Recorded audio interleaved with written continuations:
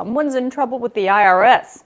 Actually, a bunch of people are, and because of it, the IRS has now recovered $1.3 billion from thousands of wealthy Americans who the IRS says were just not paying their taxes and had been getting away with it for years. So first, before I tell you all about it, I want to thank my subscribers for voting for this story as the bonus this week. If you want to vote too, make sure you subscribe to my page during my next live event, or you can follow these steps and you can subscribe right now. Okay, I've been telling you since last year that the IRS has been using a small portion of the $80 billion that Congress gave them in the Inflation Reduction Act to hire more IRS agents and upgrade their technology so they can cut through some of the tax schemes that these wealthy folks had been using for years to cover up what they actually owed. And by wealthy, I mean people who make high six figures or more than $1 million every year in taxable income. Now, since 2023, the IRS has been using all these new agents and new technology to go after taxpayers with more than $1 million a year in taxable income who have more than $250,000 in recognized tax debt. So recognized tax debt means the IRS knows these people owe that money, but because of complicated tax schemes and lack of resources, the IRS just couldn't go after them until now.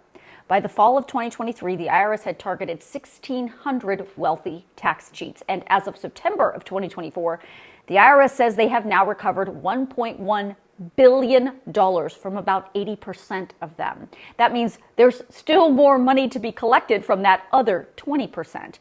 And on top of that money, in early 2024, the IRS went after another 125,000 wealthy Americans who just hadn't filed taxes since 2017. And after doing all the legwork and pulling W-2s and 1099s, discovered all kinds of income that these particular people were not paying taxes on.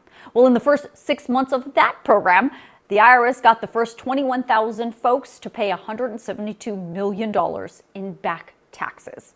So why should you care? Well, one, if you and I have to pay taxes, shouldn't wealthy people have to be doing the same?